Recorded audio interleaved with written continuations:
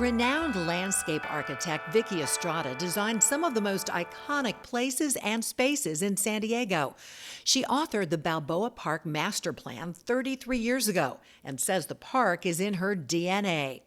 She's most proud of designing the Plaza de Panama fountain on the Prado and removing surrounding parking spaces. And today, Estrada is still working to beautify the park and change the energy. We redid the Alcazar garden because it was in bad shape. Estrada's face has changed over the years, too. When she started this project more than 3 decades ago, Vicki was a man known as Steve Estrada, who grew up in City Heights, graduated from Cal Poly San Luis Obispo, started a successful landscape architectural firm, married, and had children.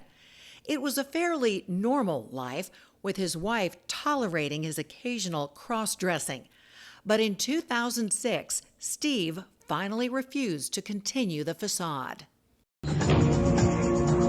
I will be having genital reassignment surgery and also breast augmentation.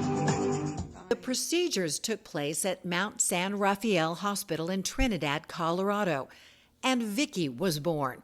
She shared her story as she transitioned from a man to a woman in the Discovery Channel documentary Sex Change Hospital.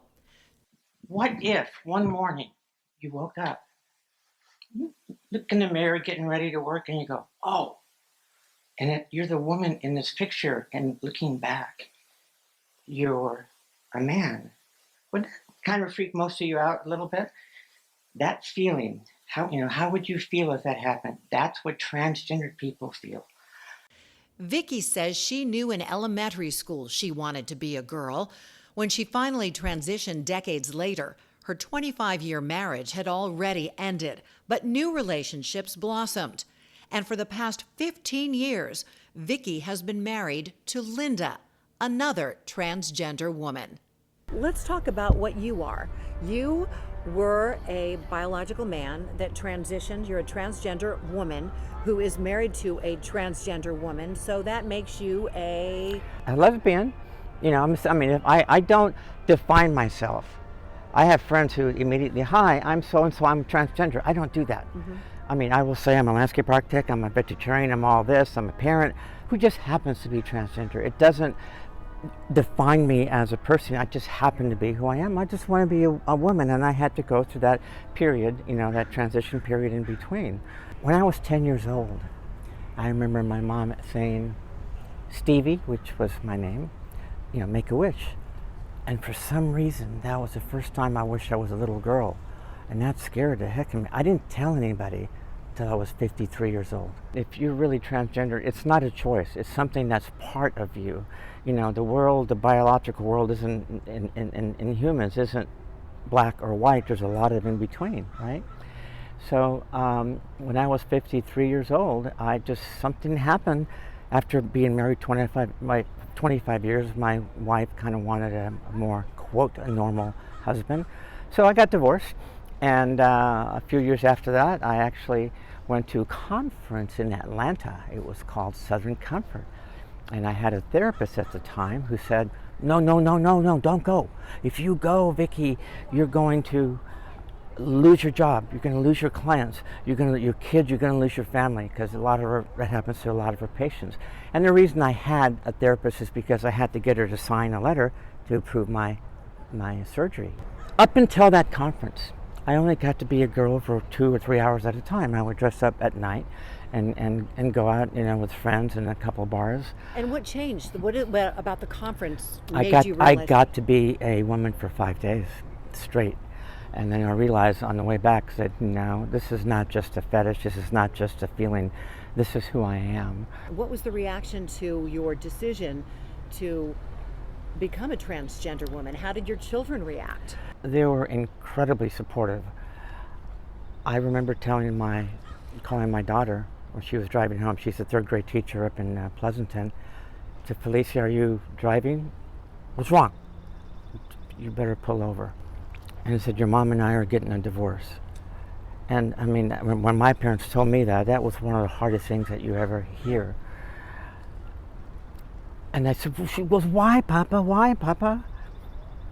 Well, I'm transgender. And there was silence at the other end. I said, oh no. She goes, that's all? She divorced you just because of that? And ever since then, she has been incredibly supportive. Wow. And actually, you know, a little bit critical of her mom. I mean, there are couples that I know that the husband has transitioned and the wife stays with him, right? Because, I mean, do you love this or do you love the heart, right?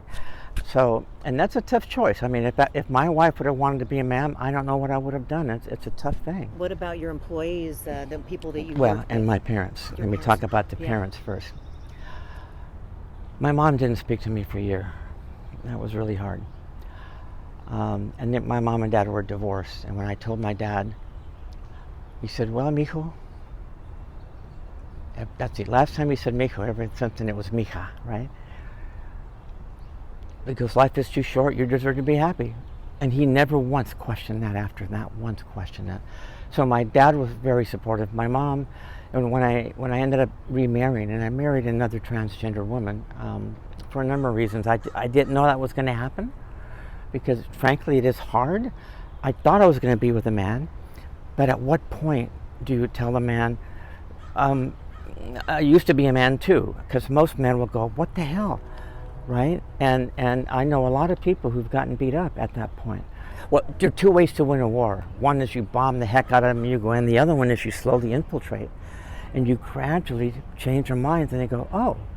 And that's what I did. I just gradually went out, brought people in with me. They transitioned with me, my friends, my clients, my employees.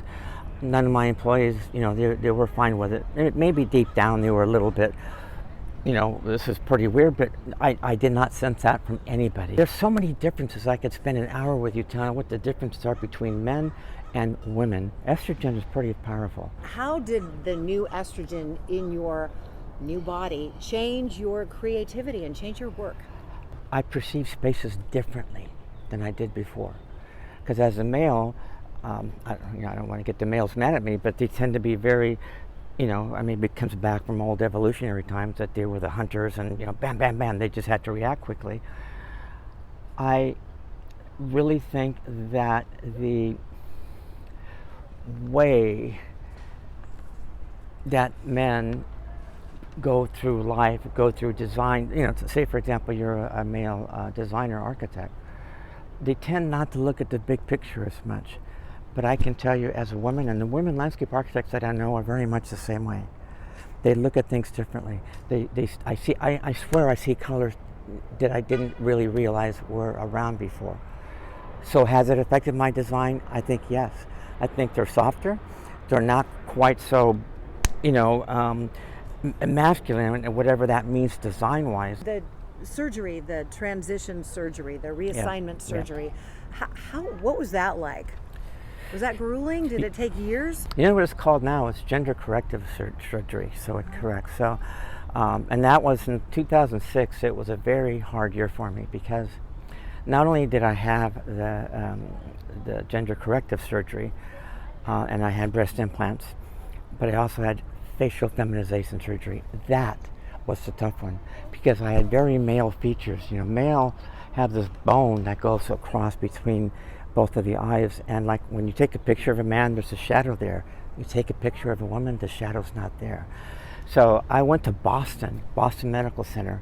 The head of plastic surgery was one of the foremost experts on facial feminization. That surgery took 11 hours. I was under 11 hours. And when I woke up, I thought I was going to die. The surgery down below was only like 4.5, 5 hours. So by comparison, that wasn't so bad. I did go to Trinidad, Colorado. There was a transsexual doctor, which I had heard of, seen her in documentaries, Dr. Marcy Bowers. And, you know, Trinidad, Colorado is a very conservative town, so she eventually got run out of town too. But when I went, it was amazing little hospital. And the nurses were just great. It was, my dad came with me. My dad and my stepmom came with me to the surgery, and they were there for a week with me. That was probably the most life-changing year of my life. So those are The other surgery I had done that same year, I had hair transplants because men tend to have a receding hairline, but mine actually, he took hair from the back, put it in the front, and it's worked okay. Let me tell you one other story related to that, because people say, well, Vicki, that was you. Why did you get facial feminization surgery? I was being laughed at. And I don't know if you know what it's like to walk down the street and have people laugh at you. There was one little girl say, Mommy, Mommy, Mommy, why is that man wearing a dress? And there was another time when somebody's coming toward me in a stroller with a girl, or with their kid. They pick up their stroller and they're like, what am I going to do? They were afraid of me. I just wanted to lead a normal life and continue doing what I'm doing, just with the slight change of being the other gender. And the only way I could really do that without raising eyebrows was to have that feminization surgery. The Centers for Disease Control and Prevention recently released a study showing that the number of teenagers and young adults who are identify themselves as transgender has exploded. Yes. And what do you think the reason is? Is it because there are people like you that have paved the way to make it okay, or to see that there are others, that there's a community of people to support them? Because it's out there. You hear about it almost every day, every other day. And from a social standpoint, social networking, Facebook, there are so many support groups now. The only support groups that were around when I was there was once a month in somebody's house in the backyard. But now it's all, you can talk, and it's much bigger. I don't think the actual number of people that are transgender that has increased. That number stays the same. The number of people that decided to transition or to be gender fluid, which is frankly a little harder for me to understand when you're LGBTQ, XYZ, it just goes on, is you're questioning. And there are a lot of people, the non-binary people, who are back and forth. There's a lot of disagreement these days about what to teach children in school about gender and when to teach them. What are your thoughts on that? Is teaching grade school kids, is that a good idea? They have to know. If their parents don't tell them, who's going to tell them? I guess there's a concern among some parents and at school teachers that by talking about gender identity at a young age, it gives them too much information and causes them confusion and maybe experimentation when they wouldn't normally do that. I don't think that that's the case. I, on my own at 10 years old, it just came up. If somebody is not transgender inside, I fully believe that they're not going to suddenly say, I want to be transgender just because I saw it in the news, I saw it on the TV, and my teacher talked about it. It's not something that it's a choice. I'm going to color my hair green. It's not that. My middle grandson, when he was like 7 or 6, I pulled out my old driver's license that had a picture of Steve. 7 years old, 6 years old. And I said, who's that? That's you when you were a boy. It doesn't faze them. Right. See, kids, it doesn't faze the kids. It's what they're taught. It's when some of the elders say, that's wrong, you don't get away from them. That's when they start to get scared, right? And they go, well, this is creepy, this is not right. And, there's so many things in, well, again, I'm not going to badmouth religion, because there are some religions who accept it more than others, right? But they say, well, that's not how God made you. And you go, yes, it is. Poverty, Yep. violence, pay inequality, all those things are affecting Yes. the trans community. Have you experienced any of that? I personally have not, but I have friends and people. I met a lot of transgender women. They got fired from their jobs. The only way they could make a living was in the street economy, right? And they're criticized. Well, my God, you're a prostitute. Well, when society does not accept them, sometimes that's their only choice. Your legacy, clearly, Balboa Park and the fingerprint that you have left on it will live beyond you. What else would you like your legacy to be? Other than Balboa Park, there are a couple things I'm pretty proud of. One of the things I didn't just sit in my office and transition. I made myself very public. I was on the art commission for 9 years, and I transitioned halfway through that. I was chair of the public art committee for San Diego. I was chair of the airport public art committee. I was chair of the urban forestry board. So in other words, I volunteered, and even today more than half my time is volunteer. And people didn't realize, you know what? It doesn't matter. She is who she is. And I think I'm a role model to some. I've actually have had people tell me that. And not so much for being transgender, for being a powerful Latina woman.